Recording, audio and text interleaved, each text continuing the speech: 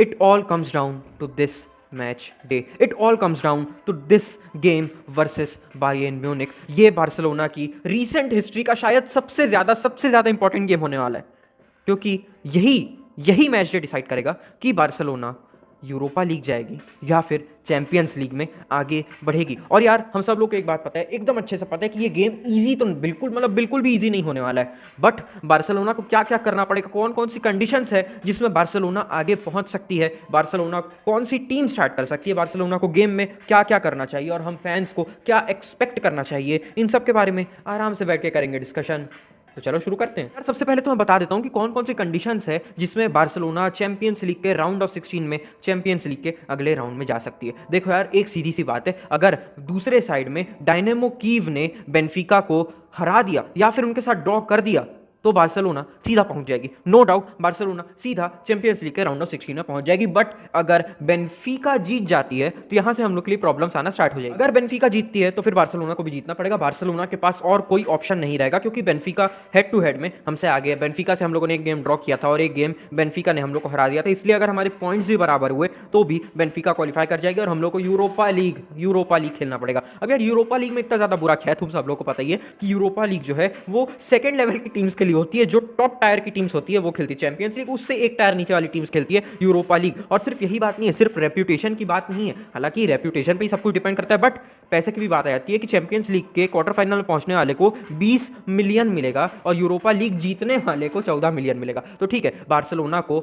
एक चीज हम लोग को पता है, चैंपियंस लीग में जाना बहुत ज्यादा इंपॉर्टेंट है. अब हम लोगों ने देख लिया कि क्या क्या कंडीशन है जिसमें बार्सिलोना चैंपियंस लीग में जा सकती है. बट बार्सिलोना चैंपियंस लीग में जाएगी कैसे, पहुंचेगी कैसे अगले राउंड में, यही तो मेन क्वेश्चन आ जाता है. क्योंकि बायर्न म्यूनिक हम लोग को पता है, बायर्न म्यूनिक तगड़ी टीम है. बायर्न म्यूनिक छोड़ती नहीं है भैया किसी को, ठीक है, पूरी इंटेंसिटी के साथ खेलते हैं. उन लोग कितने ज़्यादा फिजिकल है मेरे को बताने की ज़रूरत है नहीं. उन लोग का अटैक कितना नेक्स्ट लेवल का है मेरे को बताने की ज़रूरत है नहीं. लेवांडोस्की है, मुलर है, उसके बाद साने हैं, फिर उसके बाद किंग्सली कोमन भी आ जाता है. तो मतलब बेसिकली काफ़ी सारे ऑप्शन है और सबके सब फायर पावर्स वाले उन लोगों के पास अटैकर्स. हम लोग की मिडफील्ड भी ठीक ठाक स्ट्रॉग है. इन सब के बारे में हम लोग आगे डिस्कस करते हैं. हाँ तो यार बायर्न म्यूनिक की अगर हम लोग थोड़ी सी स्थिति देखें तो उन लोग की स्थिति ये है कि बायर्न म्यूनिक के बहुत सारे प्लेयर्स इंजर्ड है, जो कि हमारे लिए काफ़ी ज़्यादा अच्छी न्यूज़ है, बार्सिलोना के लिए काफ़ी ज़्यादा अच्छी न्यूज़ है. तो सबसे पहला प्लेयर जो उनका कल नहीं खेलने वाला है, जो कि शायद सबसे ज़्यादा इंपॉर्टेंट भी है, वो है किमिक, जोशुआ किमिक. उसको अभी कोरोना हो गया था तो 14 दिन का क्वारंटीन उसका कल ही खत्म हो रहा है. तो उनके मैनेजर ने बोला है, जूलियन नागल्समैन ने बोला है कि it doesn't make any sense, it won't make any sense to play him. इसी के साथ साथ लियोन गोरेट्ज़का भी नहीं आने वाला है. इसका मतलब जो मिडफील्ड के उनके दो एकदम जो पिलर टाइप के जो प्लेयर्स हैं वो दोनों नहीं आने वाले हैं. लूकास हर्नांडेस का भी आना कहीं ना कहीं थोड़ा सा डाउटफुल है. उसके साथ सर्ज गनाब्री भी नहीं आने वाला. लास्ट टाइम तुम लोग को याद हो जो 8-2 वाली जो बीटिंग हुई थी बार्सिलोना की, उसे सर्ज गनाब्री कितना अच्छा खेला था, तुम लोग को याद ही होगा अगर तुम लोग गेम देखे होगे तो बेसिकली यहाँ पे इंपॉर्टेंट बात ये आ जाती है कि बायर्न म्यूनिक जो है वो अपनी 100% स्ट्रेंथ पे अभी नहीं है. वो लोग अपनी बेस्ट टीम नहीं ला पाएंगे, वो लोग अपनी बेस्ट अवेलेबल टीम ला पाएंगे. इन दोनों में काफी ज्यादा डिफरेंस है, काफी इंपॉर्टेंट प्लेयर्स उनके बाहर हैं, बट अभी भी उनकी टीम काफी ज्यादा स्ट्रॉन्ग है. तो अब यार हम लोग देख लेते हैं कि बार्सिलोना कैसी टीम स्टार्ट कर सकती है, बार्सिलोना को कैसी टीम स्टार्ट करनी चाहिए मेरे हिसाब से, और बार्सिलोना को किन किन इंपॉर्टेंट पॉइंट्स का ध्यान रखना पड़ेगा अगर उन लोगों को बायर्न म्यूनिक को रोकना है तो. यार बार्सिलोना की टीम देखने से पहले हम लोग एक चीज इंपॉर्टेंट यहाँ पे ये नोटिस करते हैं कि मैंने अभी बायर्न की इतनी सारी तारीफ की, ठीक है, बायर्न को एकदम मैंने कहीं ना कहीं एकदम इन्विंसिबल टाइप का बता दिया, बट बायर्न म्यूनिक बिल्कुल भी इन्विंसिबल नहीं है. बायर्न म्यूनिक हार चुकी है, बायर्न म्यूनिक 5-5 गोल खा चुकी है और इस पूरे सीजन में वो लोग 15 गोल खा चुके हैं. हालांकि उन्होंने 45 गोल्स मारे भी है, बट वो लोग 15 गोल खा चुके हैं, जो कि काफी इंपॉर्टेंट बात बता देता है. ये बता देता है कि उन लोग का डिफेंस उतना ज्यादा स्ट्रॉन्ग नहीं है, प्लस लूकास हर्नांडेस भी चला गया है. तो मतलब बेसिकली हम लोग उनको पेनिट्रेट कर सकते हैं, बेसिकली टीम्स उनको पेनिट्रेट कर सकती है, बेसिकली टीम्स उनको हरा सकती है. तो वीक बायर्न कहीं ना कहीं अपने कंपैरेटिवली वीक बायर्न को हराना मुश्किल रहेगा, बट उतना भी ज़्यादा मुश्किल नहीं रहेगा. यार अब हम लोग टीम को देख लेते हैं. तो यार देखो ऐसी बात है कि हम लोग 4-3-3 भी खेल सकते हैं और हम लोग 3-4-3 भी खेल सकते हैं. अगर हम लोग 4-3-3 खेलते हैं तो कहीं ना कहीं हमारे पास 2 ही सेंटर बैक्स रहेंगे और इन 2 सेंटर बैक्स के लिए मुश्किल हो जाएगा मुलर के मूवमेंट से, लेवांडोस्की के मूवमेंट से. तुम लोग को पता ही है बायर्न म्यूनिक की टीम कितना ज़्यादा मूवमेंट करती है, तो इन 2 सेंटर बैक्स के लिए कहीं ना कहीं मुश्किल हो सकता है इन लोगों से डील करना. इसलिए हम लोग हो सकता है 3-4-3, जो कि मेरे को लग रहा है, मेरे को एकदम काफ़ी अच्छी फीलिंग आ रही है कि हम लोग 3-4-3 ही स्टार्ट करने वाले हैं, जिसमें मेरे हिसाब से जो 3 पीछे सेंटर बैक्स रहेंगे, एक तो एरिक गार्सिया रहेगा, एक अराउहो रहेगा और एक पीके रहेगा।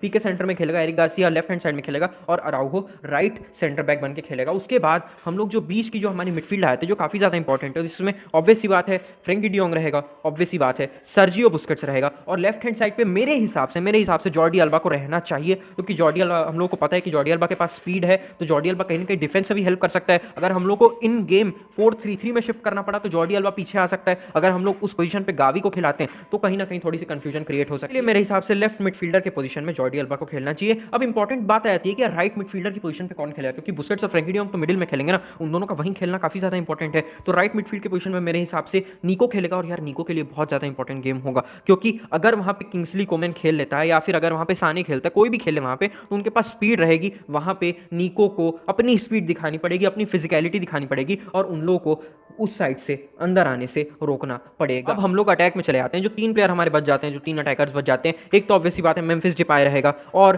कहीं ना कहीं डेम्बेले भी स्टार्ट कर सकता है और मेरे हिसाब से डेम्बेले स्टार्ट करेगा और डेम्बेले का स्टार्ट करना हमारे लिए बहुत ज़्यादा हेल्पफुल हो जाएगा, क्योंकि यार हम लोग को पता है डेम्बेले जो स्पीड ले आता है गेम में, डेम्बेले कहीं ना कहीं जो ड्रिबलिंग ले आता है, डेम्बेले जो पेनिट्रेशन कर देता है अपनी स्पीड से। यार मैं क्या बोलूं, तुम लोग को पता ही, तुम लोग डेम्बेले का गेम देखो, अगर लॉन्ग बॉल्स दे रहे हैं तो डेम्बेले ऑब्वियस सी बात है किसी और प्लेयर से वहां पहले पहुंच जाएगा। तो ये एक और इंपॉर्टेंट फाइट रहेगी अगर डेविस खेलता है तो, जो कि मेरे हिसाब से शायद खेलेगा ही, मेरे को पता नहीं है ना। और उसका और डेम्बेले का, इन दोनों का जो फाइट रहेगा, इन दोनों का जो पेस जो रहेगा, उसको देखने में काफ़ी ज़्यादा मजा आने वाला है। और हमारे जो 2 अटैकर बच जाते हैं, एक मेरे हिसाब से गावी रहना चाहिए और एक मेम्फिस डिपाई रहना चाहिए। बट कहीं ना कहीं हम लोग एक थोड़ी अलग चीज़ कर सकते हैं कि हम लोग मेम्फिस डिपाई को लेफ्ट विंग पे खिला सकते हैं।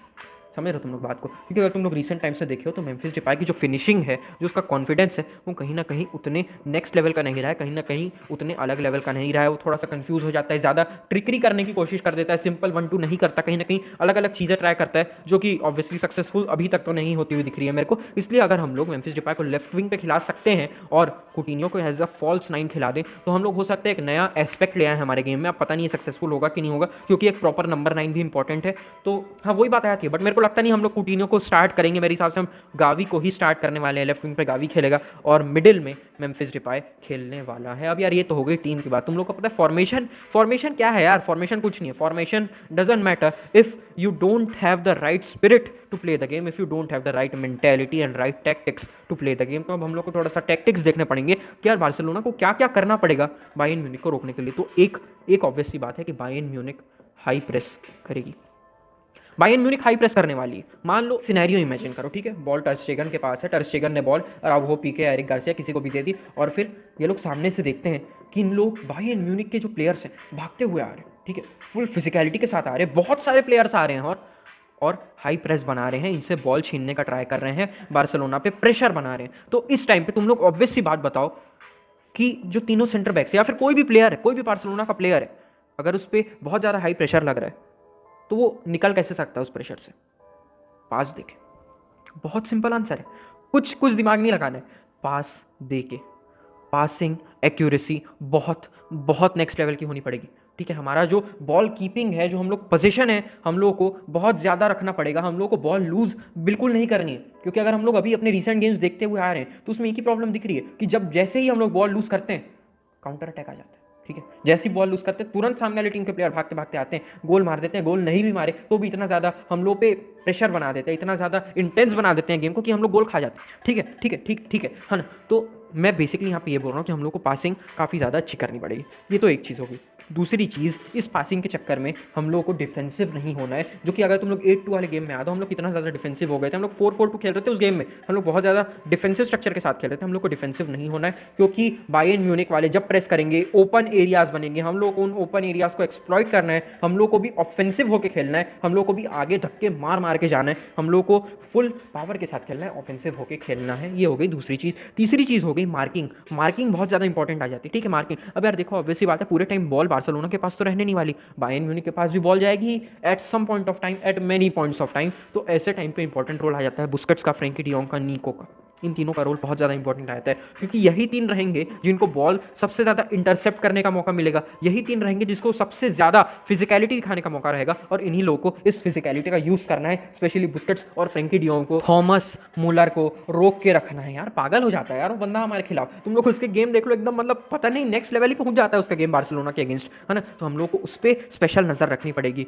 मुलर जो है ना उनकी टीम की जान है, जान। अगर मुलर उनकी टीम में नहीं रहेगा तो उनका जो चांस क्रिएशन है वो बहुत ज़्यादा गिर जाएगा। उनके उनके जो पासेज है, जो आगे थ्रू पासेज देता है, जो कनेक्शन करता है, ये सब के सब ब्रेक डाउन हो जाएंगे। इसलिए फ्रैंकी डी जॉन्ग को और बुस्केट्स को, मुलर को रोकना पड़ेगा, कुछ भी करके रोकना पड़ेगा। ये होगी तीसरी चीज़। चौथी चीज़ हो जाती है कि जब हम लोग अटैक कर रहे हैं तब हम लोग को ज़्यादा डायरेक्ट होना पड़ेगा, हम लोग को ज़्यादा शॉट्स लेने पड़ेंगे, हम लोग को विड्थ भी बनाए रखनी पड़ेगी, क्योंकि जैसे ही तुम लोग को पता है, तुम लोग को पता है, तुम लोग इतना नॉलेज है तुम लोग के पास कि विड्थ रहेगी तो खिंचाएंगे वो लोग स्ट्रेच होंगे, उससे बीच में जगह बनेगी। बट इस जगह का उपयोग जब तक हम लोग नहीं करेंगे, जब तक इस जगह में हमारे मिडफील्डर्स घुसेंगे नहीं, दूर से शॉट नहीं लेंगे, तब तक इस जगह का कोई उपयोग नहीं है। तो यार ये सब 3-4 बेसिक चीज़ें हैं जो हम लोग को करनी पड़ेगी, एकदम बेसिक चीज़ें हैं। इसके साथ ही साथ रोनाल्डो अराउहो, पीके, एरिक गार्सिया, इन तीनों को रोक के रखना पड़ेगा भाई। इन तीनों को, लेवेंडोस्की को रोक के रखना है। लेवेंडोस्की पागल आदमी, बहुत गोल मारता है, इसलिए हम लोग को रोक के रखना पड़ेगा। अराउहो के ऊपर बहुत बड़ी रिस्पॉन्सिबिलिटी है, अराउहो को अपना बेस्ट परफॉर्मेंस देना पड़ेगा। और मैं अटैक की बात कर रहा था, अटैक में हम लोग को ज़्यादा डायरेक्ट होना पड़ेगा।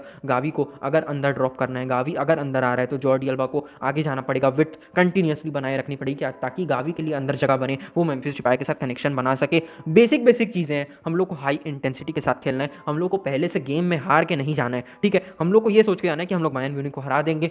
बहुत ज़्यादा टफ होने वाला है, but nothing is impossible in football. हम लोग बायर्न म्यूनिख को हरा सकते हैं, हराएंगे कि नहीं ये तो कल ही पता चलेगा, ठीक है। तो यार अब देखते हैं रिजल्ट क्या आता है, और रिजल्ट के बाद हम लोग कर लेंगे एक मैच रिव्यू। तब तक के लिए विस्का एल बात।